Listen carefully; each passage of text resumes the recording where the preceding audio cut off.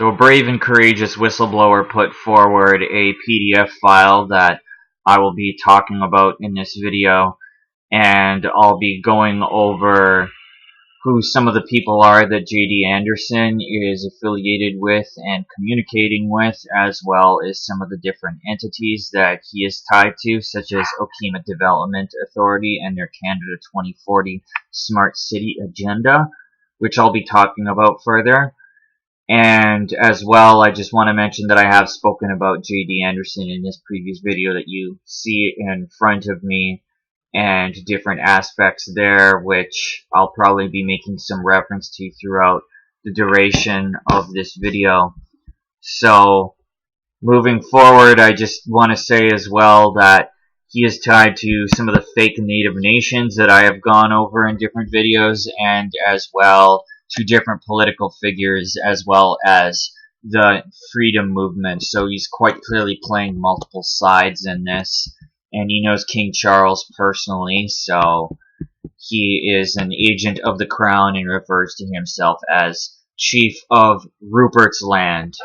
Anybody who knows anything about Rupert's Land knows that it's property of the Hudson's Bay Company, which is basically was largely responsible for the fur trade, and they're a puppet entity of the British Crown. Very much like the Corporation of Canada. So, anyway, moving forward, the reason why I bring up Kelly Holdsworth over here is because she is also mentioned in this document, and the resume is virtually identical, even showing OKIMA Development Authority, as I had briefly mentioned, a 2040 plan, which we'll be going over. The only thing is that that PDF file does not show her military experience, which I am showing right over here, which has to do with defense satellite systems and that sort of a thing, which actually is definitely quite relevant to what it is we will be talking about further on in the video. So, moving forward, going to page 122, so we can see corresponding with Justin Trudeau here. Dear Chief Anderson, on behalf of Prime Minister Justin Trudeau, I would like to acknowledge receipt of your correspondence of July 2021. Thank you for your concerns with the Prime Minister. You may be assured that your correspondence may be carefully reviewed. And then it mentions Mark Miller of Minister of Indigenous Services and Carolyn Bennett of Minister of Crown Indigenous Relations, which are two different departments that handle Indigenous related topics.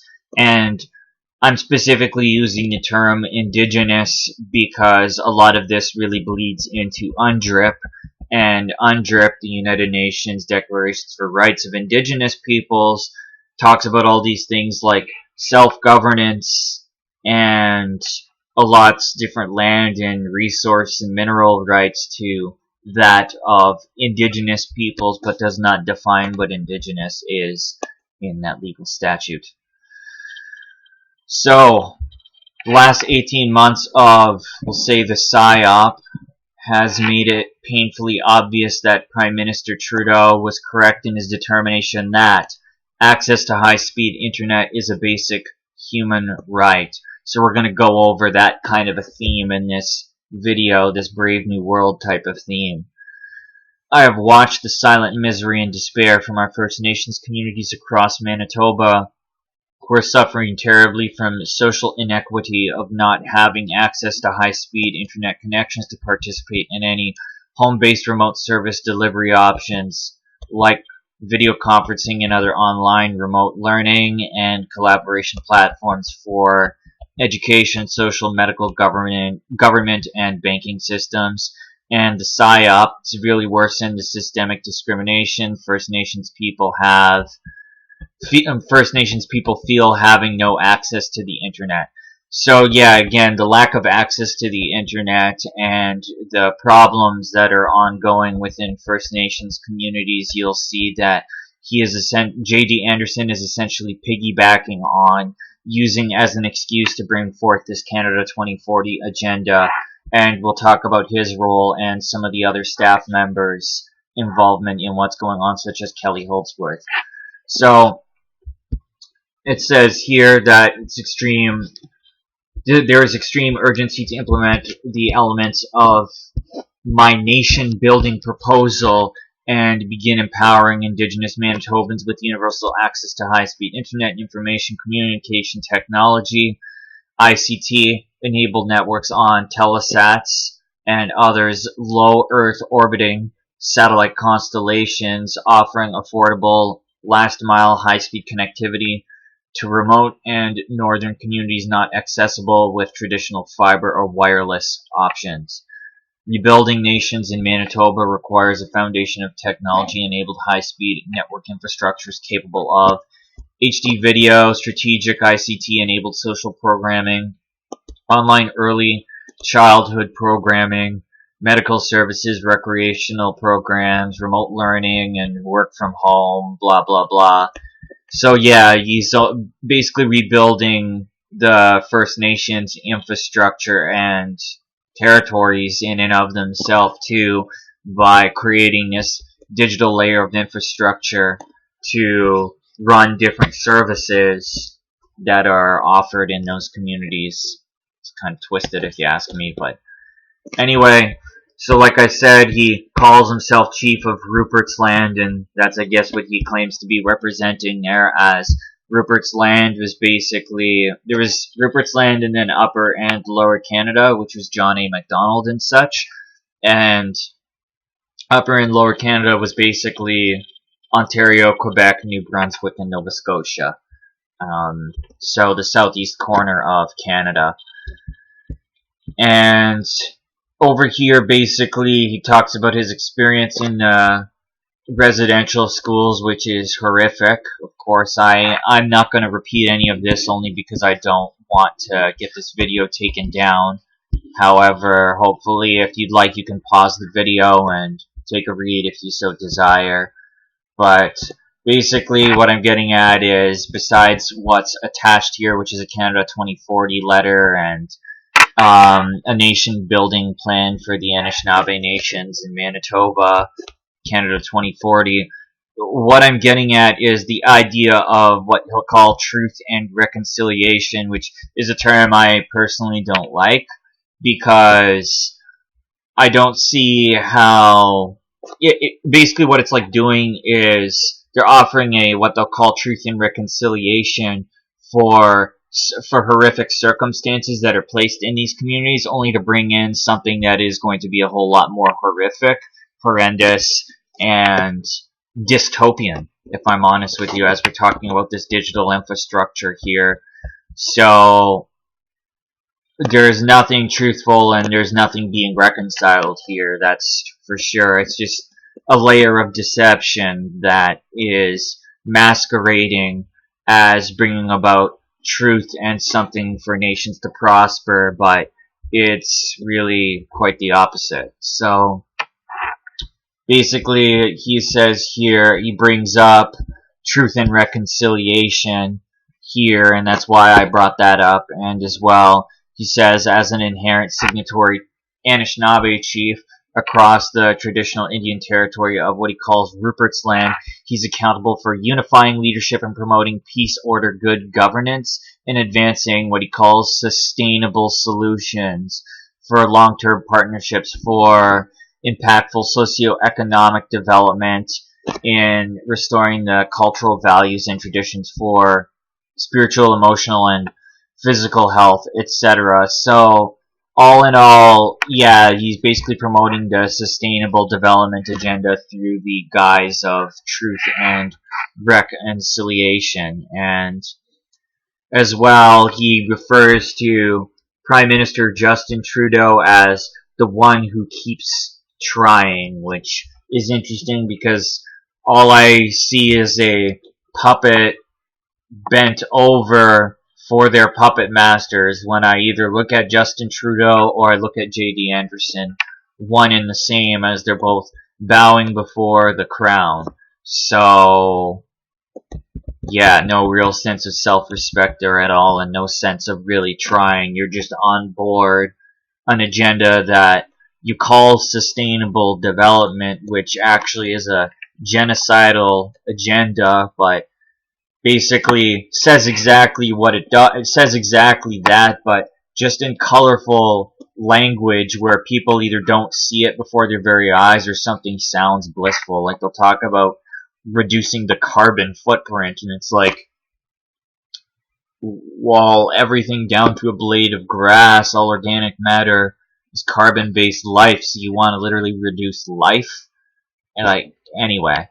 So, also it mentions the 2040 plan over here. As the leader, you have an obligation to support the attached 2040 plan to optimize achievement of all your government plans, objectives, and directives with holistic enterprise architecture designs to digitally transform delivery of health and wellness services over 20 years of innovative integrated technology enabled, culturally centered, etc., etc. Basically a layer of digital infrastructure that we're going to make sound peaceful and wonderful. And it says here that Sioux Chief, I was appointed OKIMA, which is leader of Okachita warriors, as chosen by our clan mothers, sacred traditional blood-bound sanctities of lineage, and designated chief of Anishinaabe Nation and the urban chief of Winnipeg.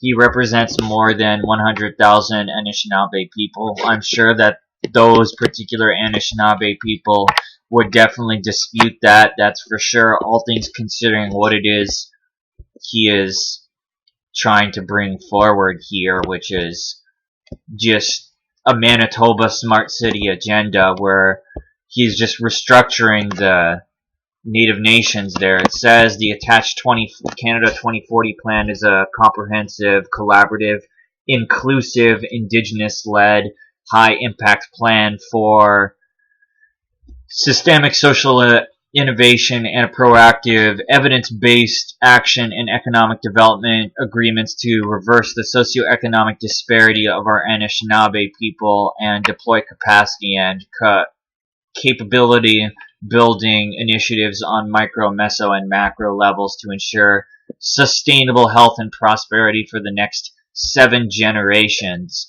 So, expanding upon a truly whole governance, holistic approach, etc., etc. So, and then he goes on again, aligned with National Center for Truth and Reconciliation, of course. So, Murray Sinclair basically is one of the founders of Truth and Reconciliation. I'm not sure if he was the only founder or not.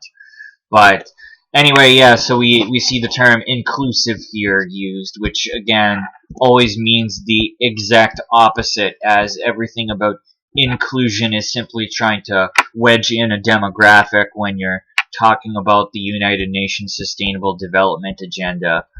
And everything again just has a layer of trying to sound nice. So, yeah, the full name of the plan is the Canada 2040 Plan for Innovative Socioeconomic Development and Transformational Strategies to Rebuild the Capacity of the Anishinaabe Nation in creating the Northern Indigenous Trade and Commerce Corridor and a living center of excellence for urban tribal initiatives.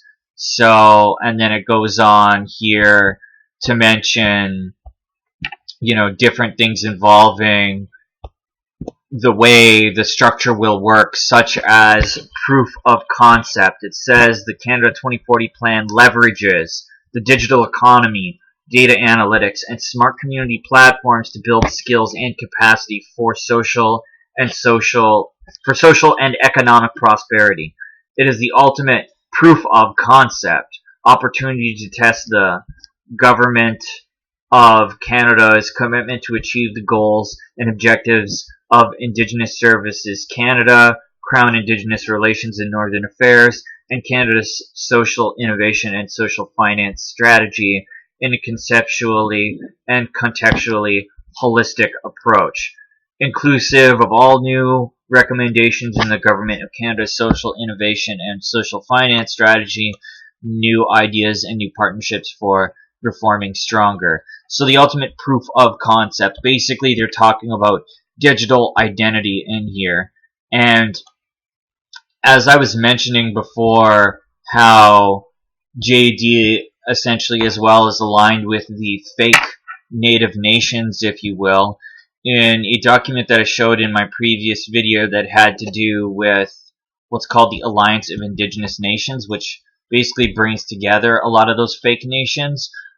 They're all in support of UNDRIP and Nasara Jasara and other different things like the Paris Agreement and as well the wampum belts, just to make things sound nice. But the idea that I'm getting at is that with Nasara Jasara, they talk about the quantum financial system, which is supposed to basically have a system for gold-backed currency, but the reality is the quantum financial system deals with blockchain technology, which is exactly what digital identity firms use for digital identity. They use a blockchain platform.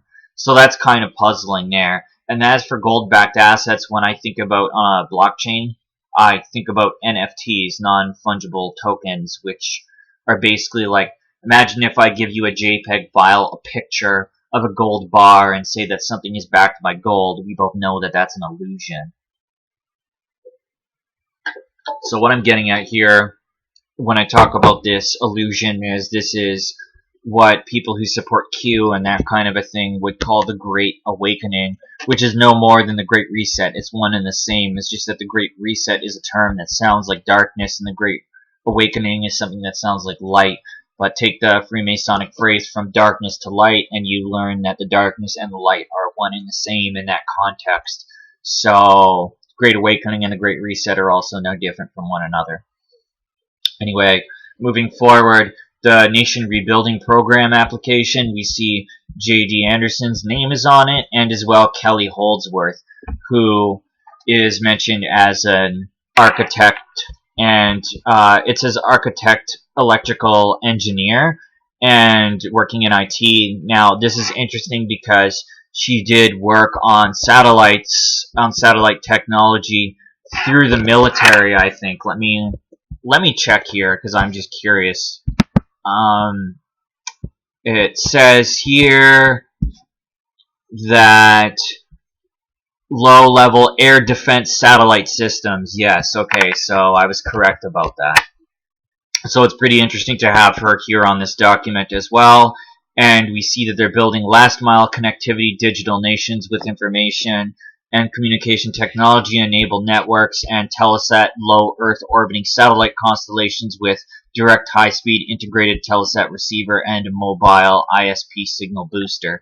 So, yeah, this is the low Earth orbiting satellite and last-mile connectivity. This is all stuff that I have read earlier, and we can just kind of see those exact same terms used throughout this document here, and as well the idea about people having the basic human right to have access to high-speed internet.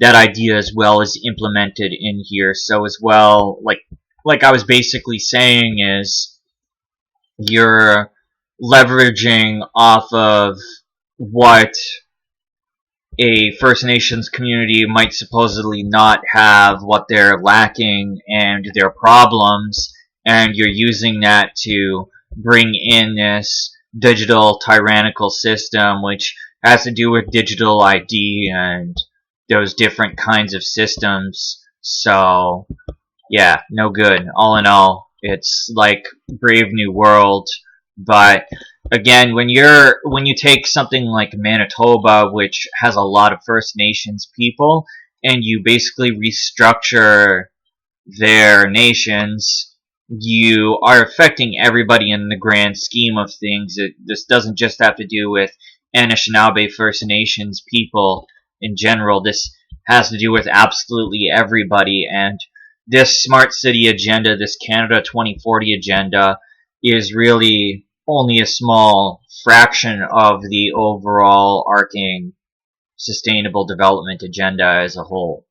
So these are some of the different councils and groups that are on board with this agenda that I'm talking about.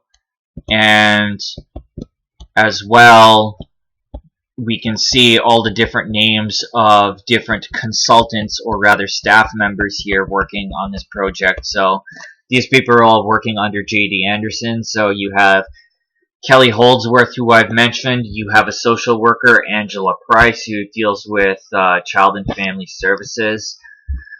Bob Browning, which has to do with different organizations having to do with the Inuit community, from what it sounds like.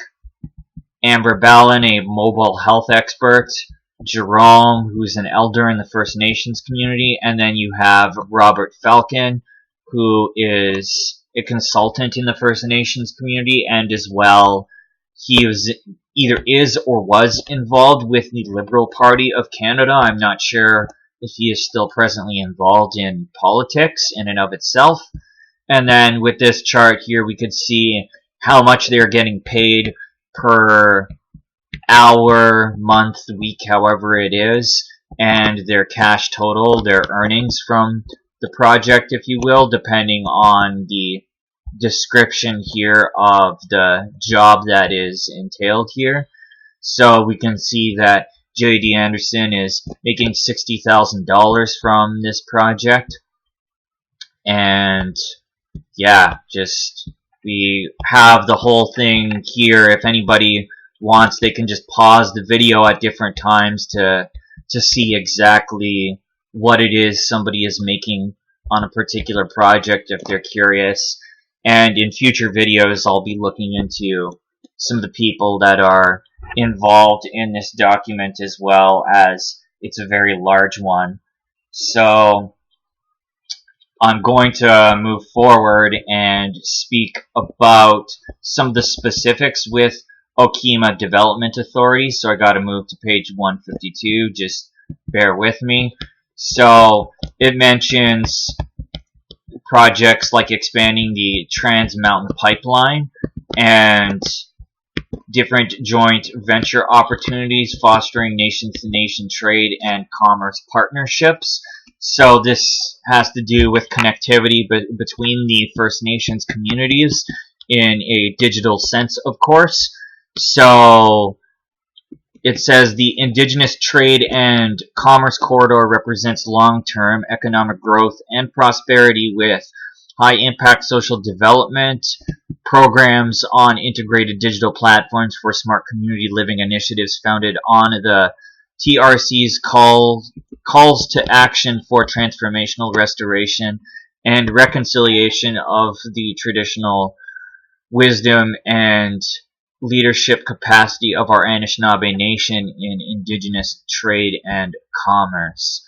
So yeah, once again, you also have Truth and Reconciliation Commission's calls to action with smart community technology. So once again, you're just implementing the SMART agenda in these First Nations communities, and we're specifically talking about the Trans Mountain Pipeline in and of itself, and collaborating with the Government of Canada through the use of digital infrastructure.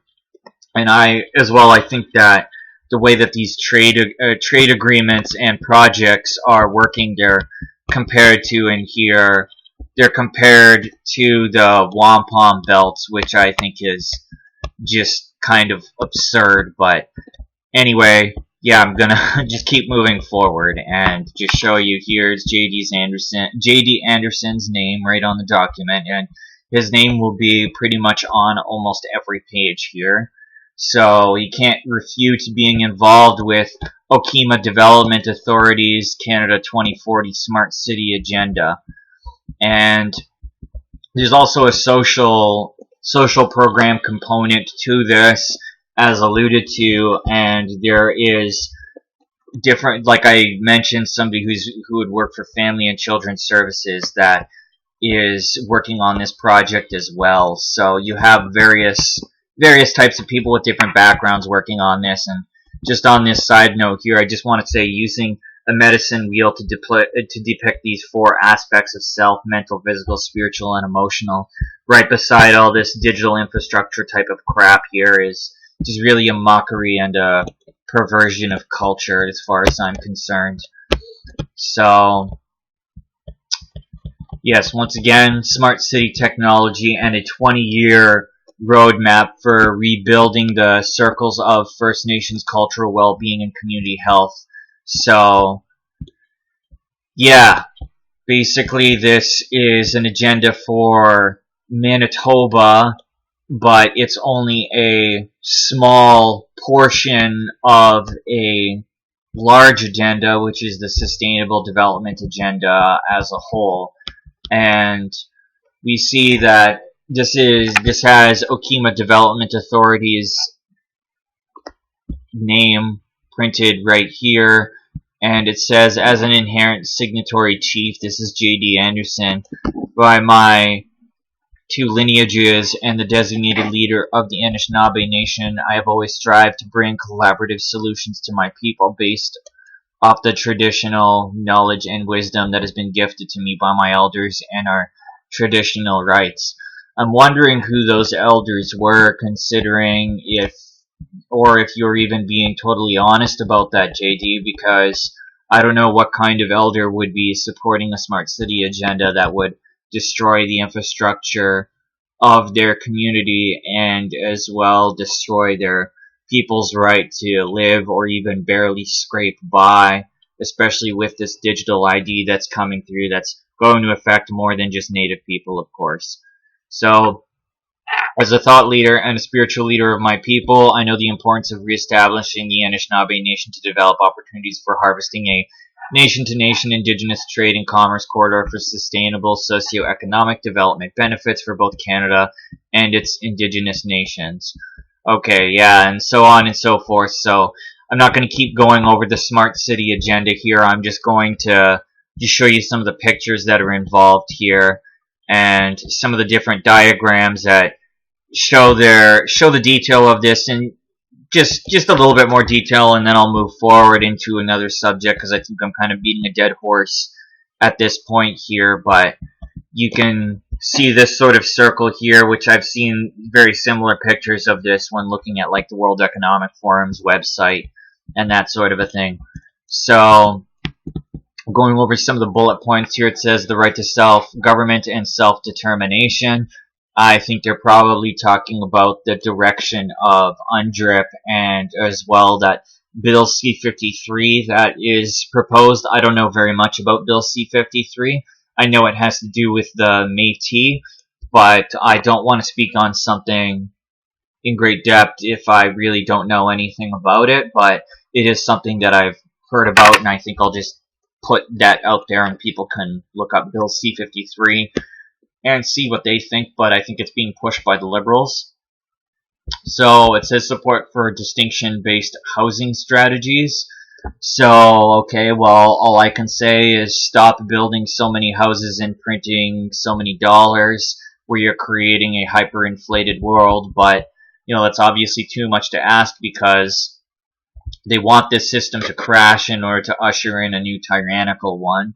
And they also want people revolting so that they have the excuse to bring something else forward.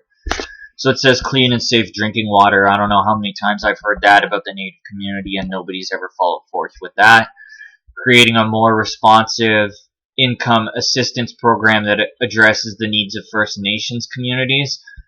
And it mentioned sustainable economic development. So I'm not really sure about the economic portion of this here, but I'm not really all for the universal basic income if that's the kind of thing that they're proposing, because in any sort of, like, take that a step further to a social credit system, if you will, where everybody is allotted the same type of a thing, they would be allotted something and then they could have something taken away based off of, you know, being in violation of XYZ policy.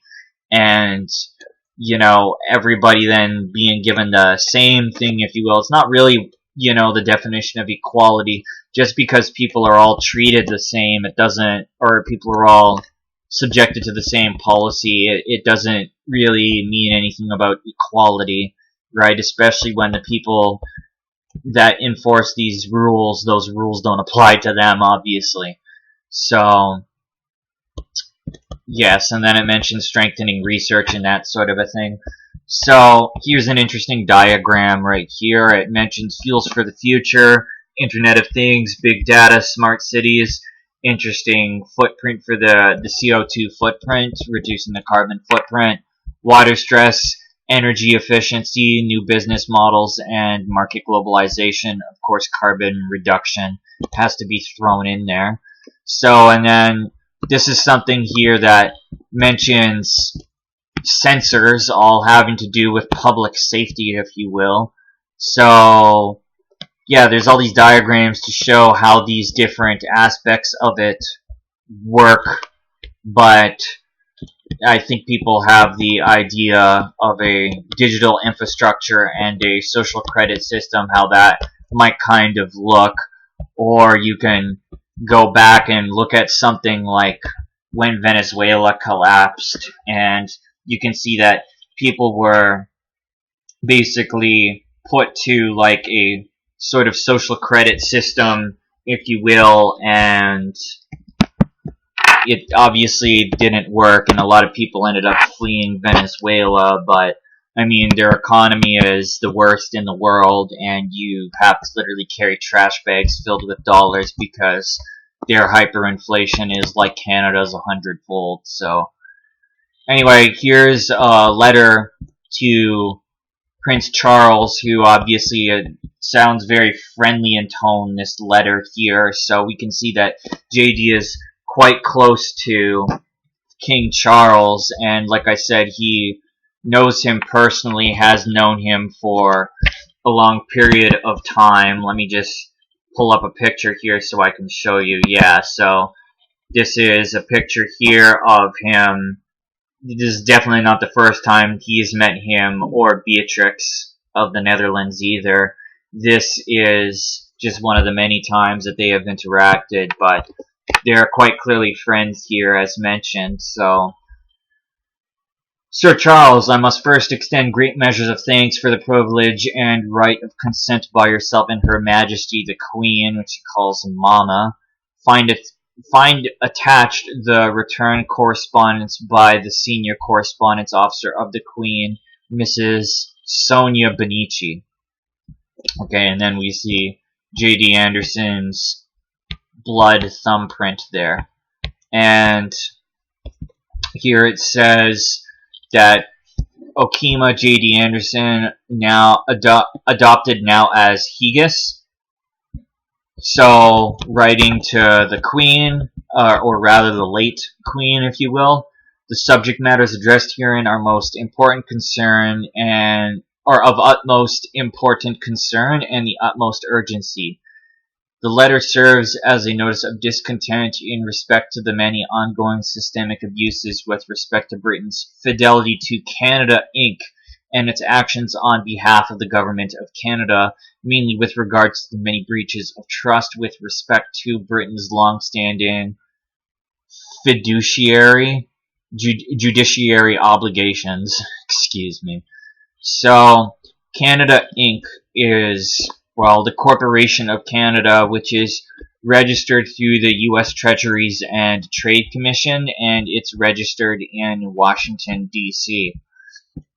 To summarize, Canada Inc. has failed and is continuing to fail in its provisional responsibilities and judiciary duties regarding the protections of we the people, being the royal distinct subjects mentioned in the Royal Proclamation of 1763 and the ongoing intentions of the 1867 B&A Act, and most deserving of those duties of just and fair practices of care which were and are to be afforded to all the original inherent living human beings and their descendants residing here upon these North American Indian territories.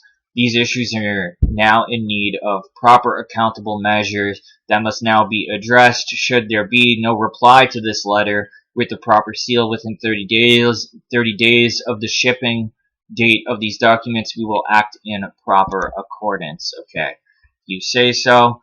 So, now to move forward, page 270.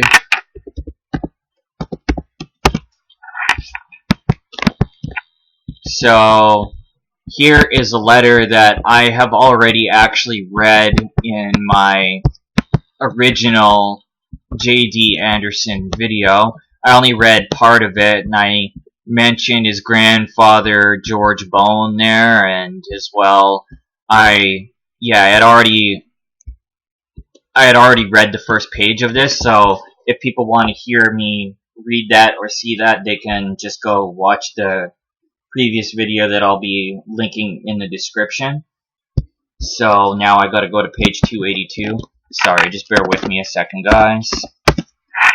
So this is where things get interesting now. So this is the Peoples of the Salmon document here. It says de jure government directive to the military. And the following people mentioned are Richard Wagner, Chief Justice of Canada, David Lametti, which is the Minister of Justice and Attorney General of Canada, and the Office of the Deputy Attorney General of Canada, and the Prime Minister and Ministers of Indian Relations and Reconciliation. That's Honorable Mark Miller and Carolyn Bennett, and the Attorney General for British Columbia. So this is from the Peoples of the Salmon, and I have mentioned them as well. It's ran through a guy I'll be referring to as Popois. He has many different aliases, but we'll just call him Popois for simplicity here. And it mentions that people of the Salmon Tribunal members accept for value under Queen Anne's Order in Council of 1704 and return for value that the corporations cannot dispossess the original people of their lands, the unceded land of Rupert's Land and of Turtle Island. And further, the discontent of the said Indians through Rupert's Land headsman and Hegus J.D. Anderson of the affairs conducted by the Canada has been unacceptable. The disrespect and disdain shown by the de facto government is hereby dissolved. So basically, overriding jurisdiction of the government of Canada. And you can't really call Rupert's Land unceded land because the Hudson's Bay Company is just a product of the English clown, whatever.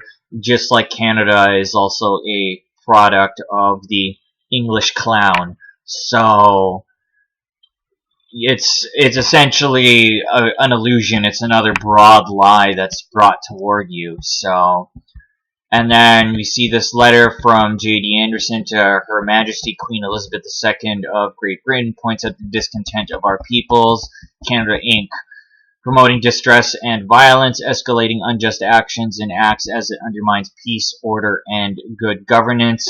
We ask you to enforce our will as it stands and offer you a peace pipe ceremony to begin our future initiatives as a de jure joint government.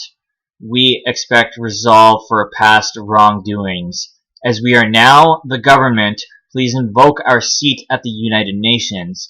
It has been brought to my attention that New Zealand, Australia, Brazil, and Bolivia are corroborating to make a decree with us. Thank you, and await an immediate response. So, yes, they're given a seat at the United Nations, and they're working as a de jure government. And you can see that both JD and Popois, the head of the Peoples of the Salmon, are both on board with that. So, yeah, interestingly enough, the authority of the Canadian government is not one I would call a legitimate one, but you can't replace one tyrannical system with another, and that's exactly what these people are essentially doing, especially when they are in support of things like UNDRIP.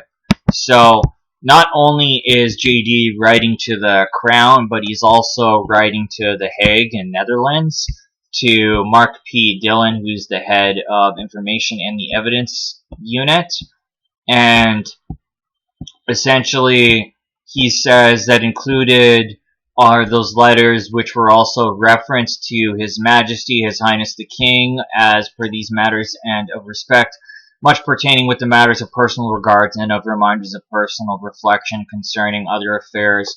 Also, whereas the matters of interpersonal distinctions, those concerns can and will be openly remitted during or after concerning the matters in question to concerns and these matters of concern. So basically, he's attached some of the information that I've already read that he has sent to the Clown. He is now sent to The Hague in Netherlands.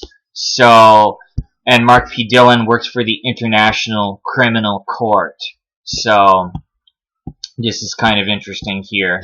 And then we see that he, at one point in writing to Buckingham Palace, says letters of concerns with respect in addressing the issues of many mentioned discord, systemic genocides, and outstanding abuses which have been remitted as was directed by Your Highness the Queen Mother and the Governor General of Canada with directives to me to address my concerns so as to inform the ministers of Canada responsible.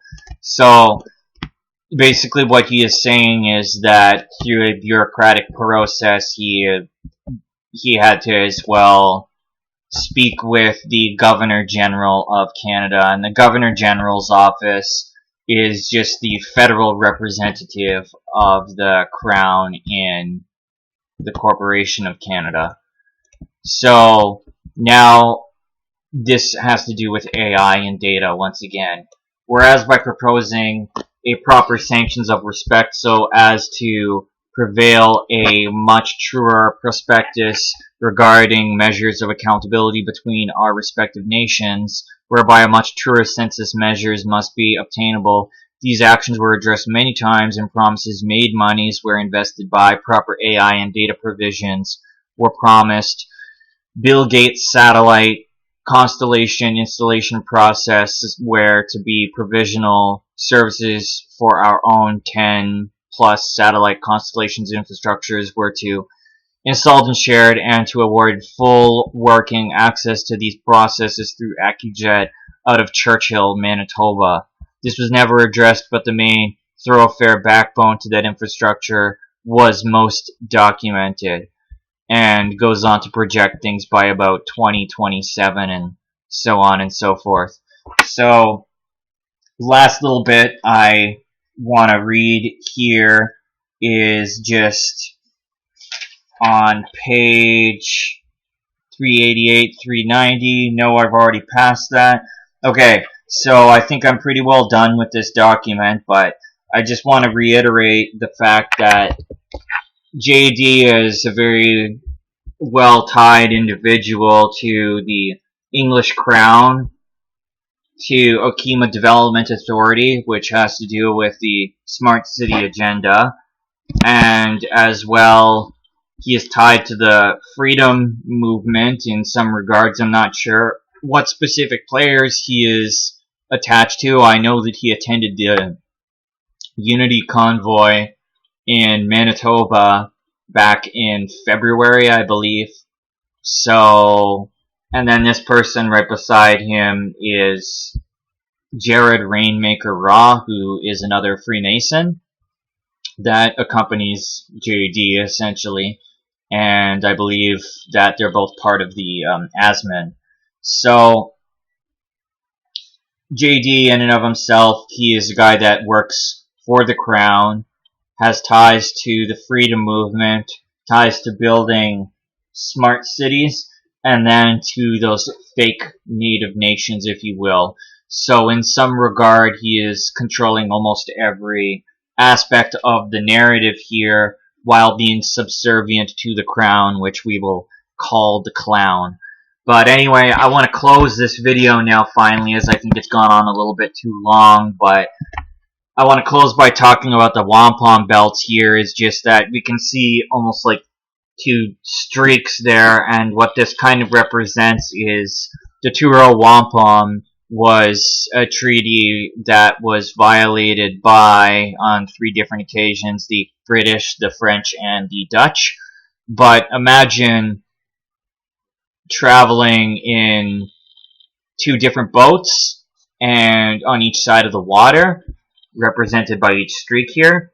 And essentially, you're more than welcome to trade, whether it be trading aspects of culture or materials with one another.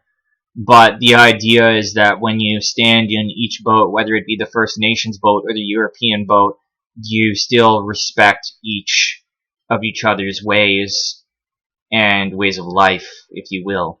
So, and these were things that were not respected. And essentially, as a result of things that were not respected, forced upon different people and that sort of a thing, it's almost like JD is holding on to the problems that First Nations communities have and using that as an opportunity to bring about this 2040 smart city agenda type of plan. So I just think it's important that people know who he is if they don't already. And yeah, I just want to say to everybody to go in a good way, and that the people that brought forward that document and brought it to my attention are all people that practice good medicine. And good medicine is essentially having a good heart and high moral standards. But the kind of people that we are dealing with are people that practice bad medicine. So thanks everybody for watching, and if anybody has any sort of questions or anything they want to go over in regards to this subject, please let me know, and I'll happily talk to you. Anyway, thanks for watching, and take